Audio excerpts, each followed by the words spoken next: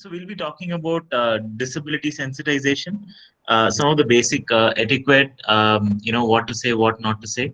But even before I get to that, I want to also talk about, a little bit about disability landscape, because as a lab, we are working in the space of disability, trying to create devices for persons with disability. So I'll give an overview. The reason why I want to do that is for you all to know what is the kind of impact that you're trying to create, and how beneficial it could be to the population with disability. And then in towards the end, I'll also talk specifically about certain things for people with physical disability, because that's what our lab does. The devices that we develop is primarily for people who need mobility devices. So disability sensitization, right? And I want all of you to take a moment and see the cartoon that we have there, right there, and try to kind of absorb the message it says. There are a lot of conversations that are happening around disability in the last few years. A lot of corporates, a lot of government initiatives are starting to focus on disability. But I think the key question there is, what is it actually translating into? Because whatever measures that we do, if it's not appropriate and it's not done in the true spirit of what it needs, then all of those initiatives fall flat. For example, if you see that image that we have, when somebody with a disability, physical disability, asks for a ramp to get over a flight of stairs, and if it's not friendly enough, then it defeats the whole purpose. So I think overall this image kind of summarizes in terms of what we want to achieve in today's session. So whatever we want to do, are we doing it right? I think that's the key question. On the right, the text that you see, what this session would like to achieve in terms of objectives. So if you have questions in terms of if you'd like to know about the disability landscape, or if you're asking yourself, are you making inclusive, informed decision? Are you creating designs that are user-centric? Or if you're wondering how to initiate a conversation with a person with a disability, or if you're communicating in the right manner, this could be like a beginner session. Of course, in 30-40 minutes, we'll not be able to get into a lot of details, but this will get the conversation started and point you in the right directions. And we'd keep the last 5-10 minutes for question answers. But that said, feel free to ask questions even in between. I'm absolutely okay. I don't mind, stopping the flow. So in terms of introduction, to start with, I'm going to first, ask this question to all of you. And if somebody can answer, or if few of you can answer, that will be wonderful. What does disability mean to you? In your own mind, how do you define disability? Is there anyone who want to go ahead and answer that?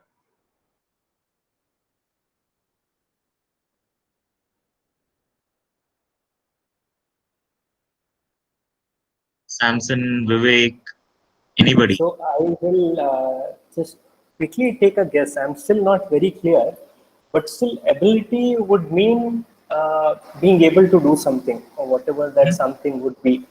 So disability on the opposite note would mean not able to do something. Okay, fair enough. Anybody else?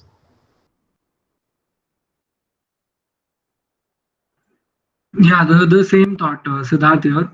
Ability means I can do something. Disability, I might not be able to do a particular task myself independently. Yeah. Okay, so yeah, I think that captures from a perspective of a person who does not have a disability or is not living with a disability. I hope you'd agree with that, right? Um, but if you look at the social perception of a person living with a disability, and if it's looked from the lens of a person without disability, it's often somewhere in the deepest parts of their mind, it's construed as lesser ability. And I'll explain that as well. For a person without disability, when they look at a person with disability, they often think either it's an emotional angle that comes, sadness, or there is a little bit of sympathy connected. Do we agree on that point, or is there a different thought? Absolutely, yeah. So why is that an emotional angle? So somewhere in the mind we think that a person with a disability means lesser ability, and that need not be the case. And probably during our conversation today, we'll find out more about that, um, because a lot of people, and as Vivek rightly pointed out when he started with the ability angle, disability and ability do not converge necessarily with each other. A person can have a disability but still might have the ability to do a lot of things that a person without disability does. And I can share my own personal experience there. My typical day looks like, I wake up in the morning at around 5:30, go for a 5 kilometer run on a wheelchair, come back, feed my kids for breakfast, then start off with my full-time job for about 8-9 hours. Then even evening again, catch up with the kids, weekend, hang out with friends, party, do peer mentoring. There is a lot of activities that I do. And if you look at my disability, I'm more than 90% paralyzed. I'm a quadriplegic, right? So the point that I'm trying to drive is that there need not be a correlation, and disability does not necessarily mean lesser ability. So that said, what are we really talking about in terms of population? What is the magnitude across the globe and in India?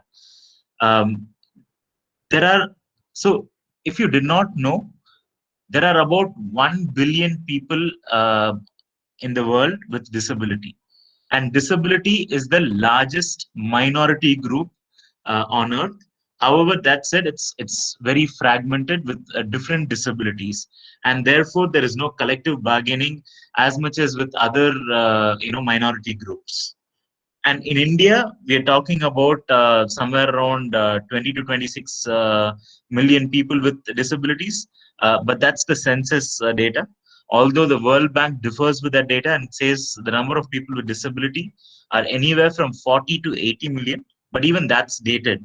That's like 3-4 years back, and a lot of NGOs, take a guess that there are about 100 million people with disabilities in India. And with that number, we do not see a lot of people in the community, at our favorite restaurants, malls, theaters. We don't still see a lot of people with disability. And I think that throws in an angle saying that probably something is wrong systemically. However, what does the law say? Um, India in 2011 introduced the bill for rights of persons with disability. However, it took about 5 years back and forth with a lot of iterations, and in 2016 they sent it to the parliament and was passed in 2017. The law talks a lot about in terms of discrimination, a lot about equal opportunity. What are the rights of the persons with disability in the government sector? What is the quota for persons with disability in the private sector? What are the things that needs to be done? However, a lot of activists still believe that the law is not enforced in its spirit, and a lot of corporates and the employment sector do not follow the law. So that's in terms of the law. So in this note, I want to talk about, I don't know if a lot of you've heard, but in the corporate side, a lot is talked about diversity and inclusion. Um, and subtly, about equity. There's not a lot of focus about equity, but more about diversity and inclusion. So before I move on to the next topic, I want to talk about, how do you define diversity, inclusion, and equity? Um, Before I go about in defining, is there anyone who wants to take a shot at, what could diversity and inclusion mean? Are they interchangeable? Are they same? Are they different? Anybody, what could diversity and inclusion mean?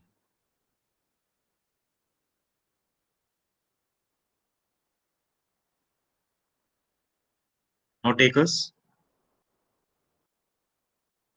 So I'm not in this Google Meet screen, so I don't know if anybody puts their hand up or anything, uh, but someone can say yes, no takers, and I can just continue. I think they can raise their hand, right? There's the Yeah. raise hand. Yes. Yes. To But speak. I'll not be able to see that. it because I'm on the presentation screen. Okay, no, I will. I'm moderating, so I can see if somebody raises their hand. Please, this is supposed to be an interactive session, so I hope when Justin asks a question, please feel free to. This is an internal discussion. Within, think of this as one of our team meetings in the lab. I know it's a poor substitute for an in-person meeting, but the good thing is we can include more people in this meeting. So please interact. So, okay, Justin, I can take that. I'll take a shot. So, diversity, right from childhood, the word diversity always used to be with respect to religion. So there should be diversity in the parliament, or in history, it is always used that you would want to use people from different backgrounds, different caste, and things like that. So, just putting it here, diversity, people with different abilities, level of abilities, you have, I don't know, equal, but a representation from each section, each category, each level of disabilities, so that there is a good representation. And then inclusion is basically how all of them can work together. I mean, how the infrastructure or facilities are such that all of them can work uh, up to their maximum potential. So each person with different abilities, but the infrastructure is such that everybody can work at the same level, or everybody can perform or live at the same level. That would be my. Right. I definitely partially agree with the definition that you've tried, and thanks for trying on that. It's not an easy definition to frame because a lot of corporates still grapple, and they think one is similar to the other. So I'll give a parallel. I'll give a kind of a parallel to it so that we get the context right. So if we are going to have a party at our house, diversity is inviting everybody to the party, everybody, irrespective of their shape, size, form, gender, creed, caste, religion. Inviting everybody to the party is diversity. But then that's not inclusion. After they come to the party, asking them to dance, asking them to participate in whatever we are doing, that is inclusion. Because in our society, diversity exists as it is. But is it conducive enough for everybody to be included in everyday activity? Maybe not. So inviting everybody to participate is inclusion, and then the next step comes as equity. But if you're going to ask them to dance in our party, and what if the dance floor is 5 foot above the floor and there is no ramp? I'm just giving it as an example, right? So then there is no equity. So equity is ensuring that everybody has the environment to participate. So that's diversity, inclusion, and equity. Now, how different is Navina equity? has a question, Justin. Sure, Yeah. sure. Hey Justin, actually you answered my question. I was thinking about, providing equal opportunity. Then you talked about equity. Yeah, my question is answered. Please go ahead. Thank you. Yeah, I'm going to delve a little deeper into that. Is equity as same as equality? In my opinion, no, and I'll explain that as well.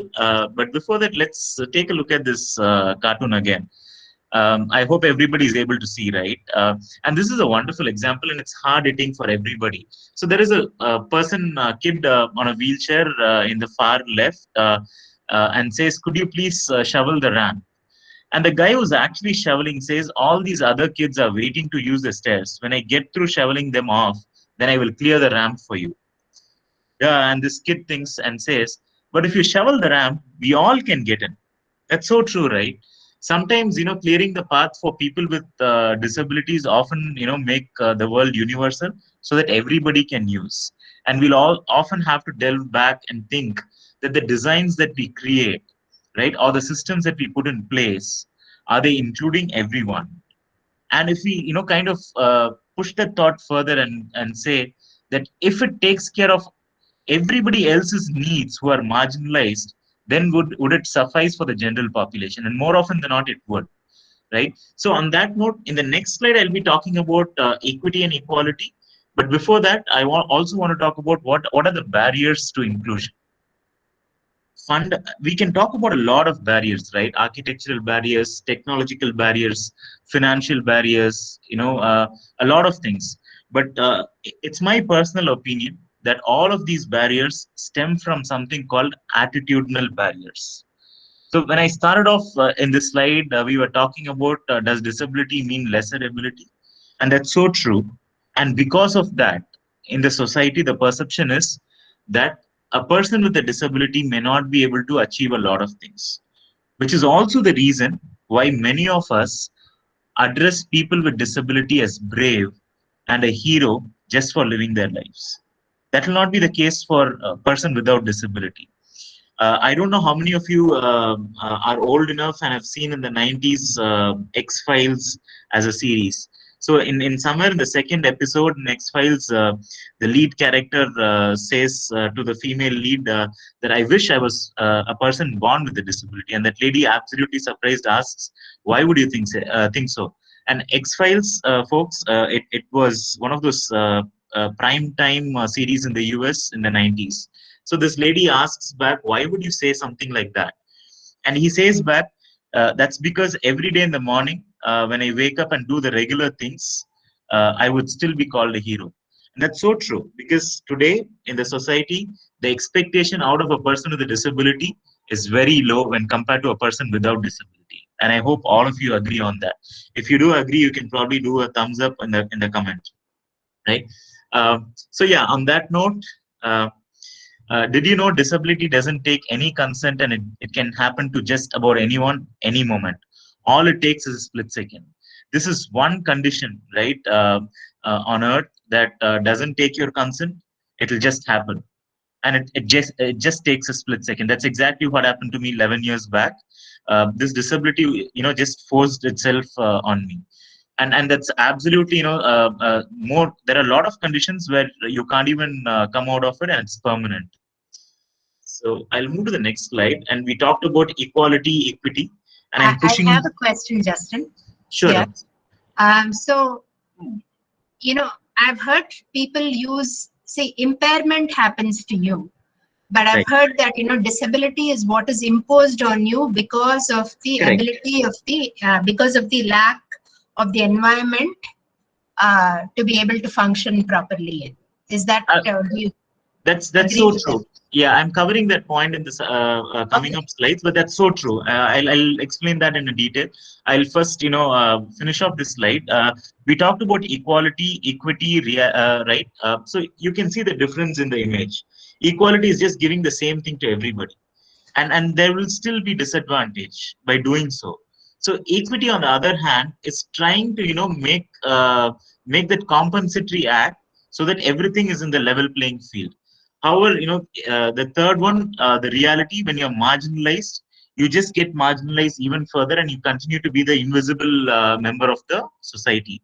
However, the last concept is only if there are barriers, you need equity in place to ensure that the barriers are removed. If there are no barriers, and the designs and the systems in the world are universal, there is absolutely no need for us to kind of create that level playing field. But however, while the third image is the reality and the fourth image is far-fetched, we'll have to still play around with equality and equity. If I have to give a very small example, so I drive a hand-operated car. I drive in the same roads and the traffic that you drive. There are no separate lanes just because I have quadriplegia, I'm disabled. The alteration that is done inside the car is the creation of equity, the reasonable accommodation, which makes me participate in the community just like anybody else. Now, if you didn't realize, the assistive devices and the technologies that we develop in the lab creates that equity to enable every single person with disability to participate in the community just like anybody else. And that's the reason why I wanted to drive this point. And I think we could probably unmute ourselves and give a round of applause for all of us for whatever work we've been doing. Can we do that?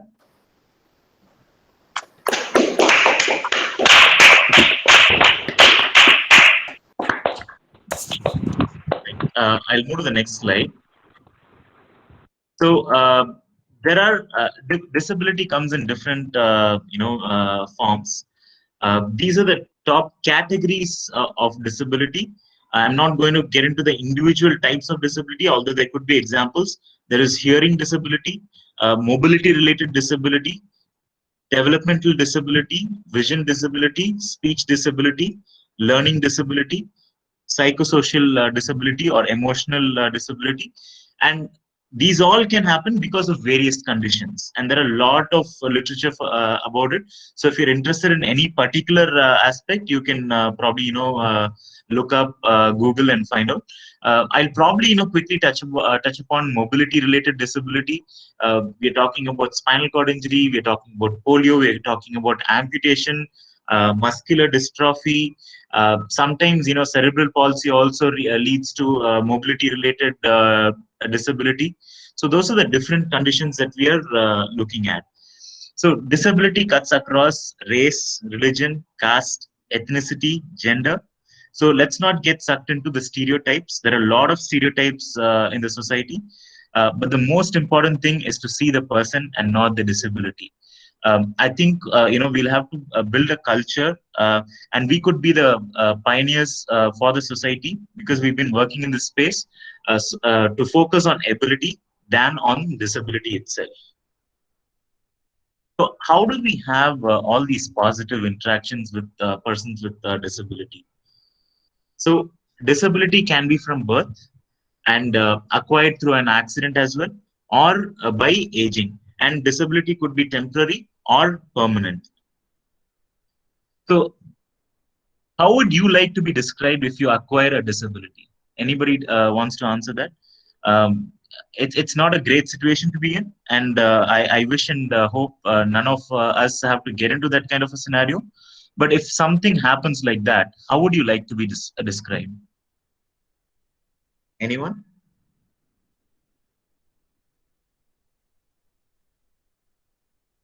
Imagine you wake up tomorrow morning in your bed and you're absolutely not able to move, and somebody tells you it's a permanent condition. How would you like to be called? How would you like to be described?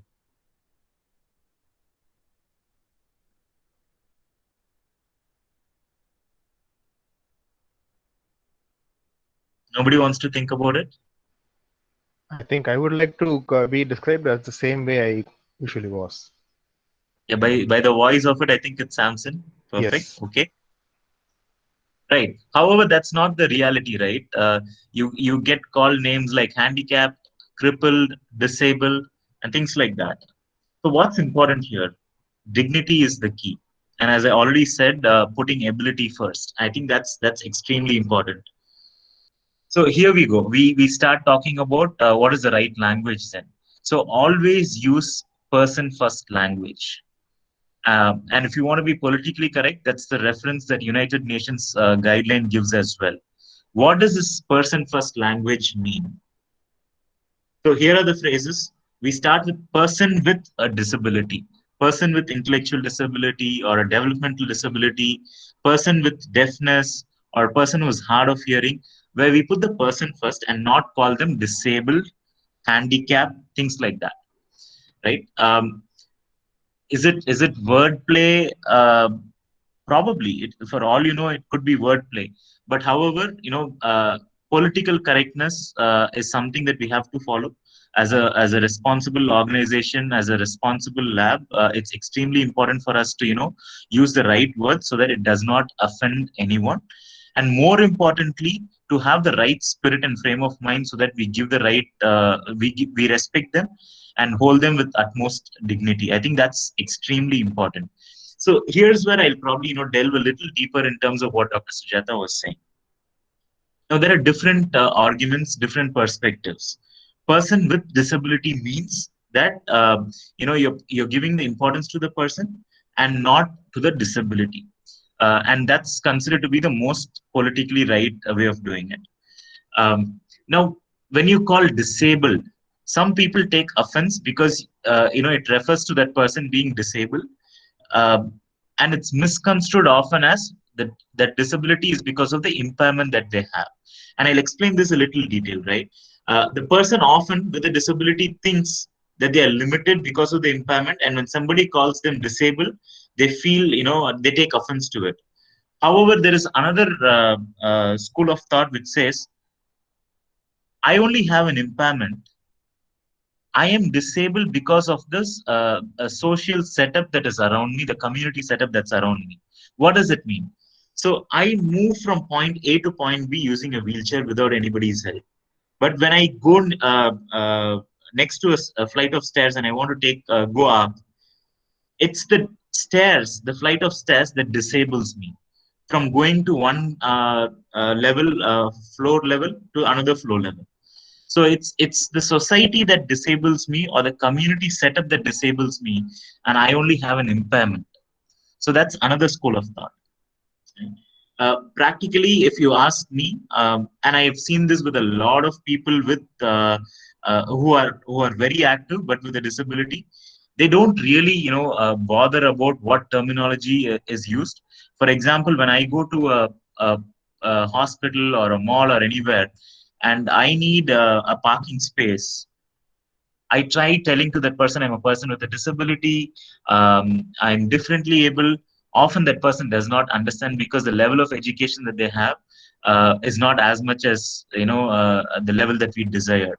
So to that person, obviously, I have to use the terminology handicap, and I have no qualms about that, because I know I'm active and all that stuff. But that need not be the case with a lot of people. So different people have different perspectives. So it's extremely important for us to use the right terminology, and therefore, person first language is the most sensible thing to use. I'd probably pause for a few seconds if there are any questions. If not, then I can move to the next slide.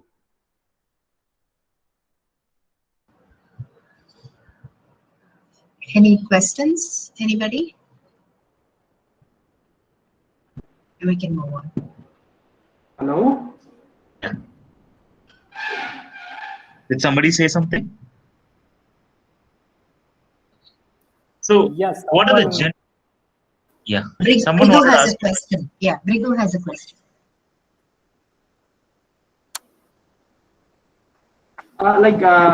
Justin, I would really love to know, like, if you can give some light on, like, the inability. I don't think I understood the question. Can you rephrase it? I think his connection is the problem. You can put it on the comment if you're comfortable with Yeah. that, if the connection is an issue.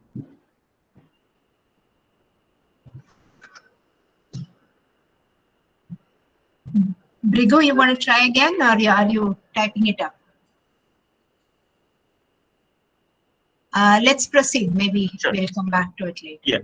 So then, we talked about an overview, the social perception, what is the right terminology. So then we'll progress to the next step, which is, how do we communicate? What are the general communication tips? So when you see a person with a disability and you feel like helping, what's the first thing to do? It's better to ask. I've had a lot of people, when I keep pushing, during a marathon, I think there's a question that's come up, right? Yeah, somebody read it for me? Virgo had posted the message. The message reads, how would you differentiate between inability and disability? Right. Okay. So inability is, it could be because of various reasons, but inability to do something is just a capability issue, despite having the ability to do it. Disability, on the other hand, is construed to be more external, the environment disabling you to do something. Inability can be even, starting from inside you as well. Does it make sense?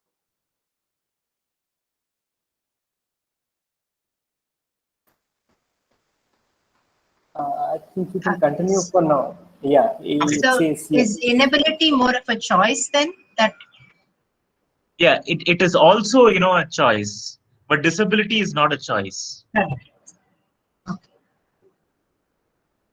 Right. So I think the most important thing in your communication, and when I say communication, it's not just verbal, even in your physical interaction, the most important thing is to ask first. Do not take people with disability for granted, or that they always need help. There are a lot of persons with disability who absolutely do not need help and live a very, very independent life. So if somebody is on a wheelchair and they're trying to negotiate a ramp, you can quickly ask, hey, do you need help? Right? So ask first. That's very important, and it gives them a lot of respect. And when you ask something, wait for instructions. If they seek help, don't assume anything, right? So if I fall, I do not want people to come and lift me immediately. I'm very particular, because you don't know, you might, probably cause more damage than as it is. So I have a specific way of being lifted, and I explicitly, say that, hey, hold me here and lift me. We don't want any kind of fracture happening further, or any other injury. So ask first and wait for instructions if they seek help, and let's not assume anything here. So just as an extension from there, here's another example. If a person has upper limb disability or amputated arms, ask them what is the best way to greet them. Uh, Obviously, I do not have finger control, and I can't shake hands. On the other hand, I prefer this fist pump. So you can ask me, how what is the best way to greet you and be in contact with you. So it's always nice to ask and then hear what they say. Treat adults with disability like adults, and don't patronize them. There is no need of patting their head. A lot of people tend to do that because they're sitting on a wheelchair, patting their head, or putting their hand on top of their head and things like that. So let's not do all of that unless we have that friendly equation with them. Let's treat them as adults. uh, do not be embarrassed. It's okay to say to a person with a vision impairment to say see you later, or a person with hearing impairment, did you hear about it, or to a person sitting in a wheelchair, hey, let's go for a run. It's absolutely okay, because these are all phrases that we these are all common phrases that we tend to use. Do not be embarrassed to break the ice. It's absolutely okay to kind of converse them in a normal way, casual way that you do. Avoid using what's wrong to a person with a disability. Just because they're sitting on a wheelchair, don't ask what's wrong. That's something that's often not taken very well. And at the same time, on the other end of the spectrum, avoid addressing persons without disability as normal or able bodied. As we already established, there is no connection between disability and ability. People having severe disabilities can do a lot of things. It's just the social setup that disables them. So that does not mean they are able-bodied. So let's not, address people without disabilities as normal or able-bodied. It touches the wrong nerve with a lot of people. And it's not a handicapped toilet or a wheelchair toilet or a disability parking. The right terminology is, it is an accessible toilet, accessible parking. And also, as an extension, people sitting on a wheelchair are not wheelchair bound or confined to a wheelchair. And I'll give you an example. Without a wheelchair, I will never be able to move around. So I am not confined or bound to a wheelchair. It is the wheelchair that enables me. Wheelchair is simply a device that helps me move from point A to point B, just like how your lower limbs does. So you're not confined to your lower limbs. It's that is what helps you move around. So similarly, I'm not confined or bound to a wheelchair. It's the wheelchair that enables me to move around. That said, we are all worried about the terminology and all that stuff. The best way to address a person with a disability is by their name. As Samson rightly pointed out, you would want to be addressed exactly the same way as you were before acquiring a disability. So let's use the same thing when we see people with disability around. Treat them as a person, use them, address them by their name, and let's move on with that. So this is my last Question. slide, and then yeah. One more quick point, just a suggestion you can add on better.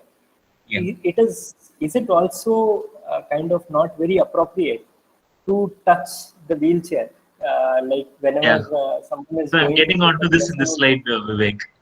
Oh, okay, fine, sorry.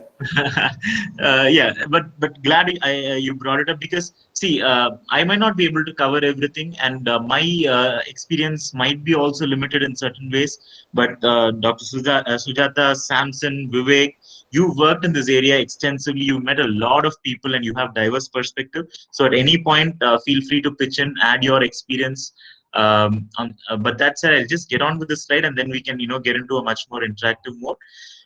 Very importantly, if you see a person sitting in a wheelchair, get to their eye level. If you continue standing and talking, and if it's a long conversation, if it's a short conversation, it's absolutely fine. But if it's going to be a long conversation, a discussion, get to their level. And I've seen a lot of people, especially I've seen Vivek do that. He will, get to his knees, so that he's at the same eye level. So it's a very good practice for two reasons. One, personally, I find it difficult, always look up, because I tend to get, a small pain in the neck, because I have a neck level injury. But it's also for some people an issue of dignity and seeing people eye to eye at the same level. So it's always nice to get to that level if possible, and especially if it's a long conversation. So to the point that Vivek was saying, treat anyone's assistive device as an extension of their body. Don't lean on them. Don't use them without asking for permission. My wheelchair is extremely personalized, and when I'm sitting in a wheelchair, it's part of me. When I'm not sitting in a wheelchair, I'll be extremely worried if somebody uses and damages it, because that's my only mobility device that's around, that helps me move away from my bed. So treat it as an extension of their body.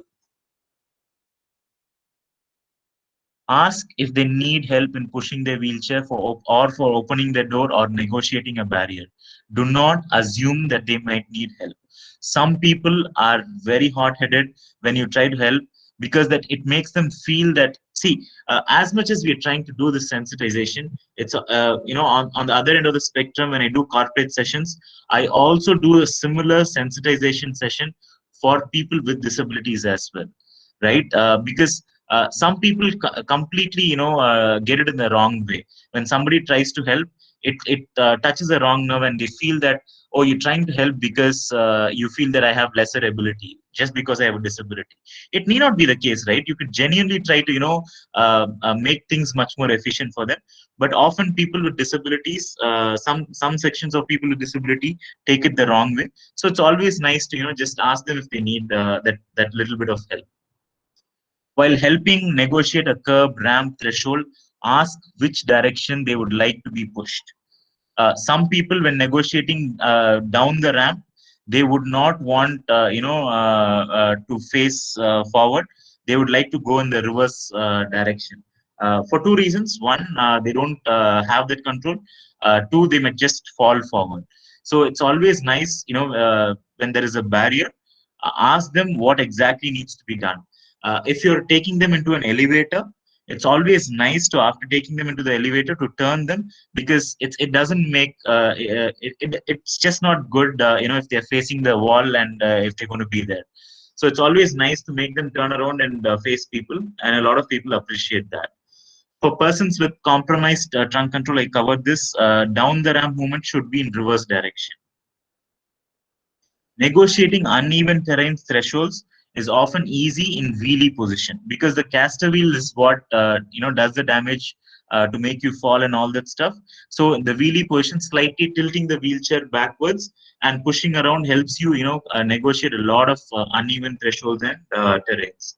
So with that, we are done with the formal presentation.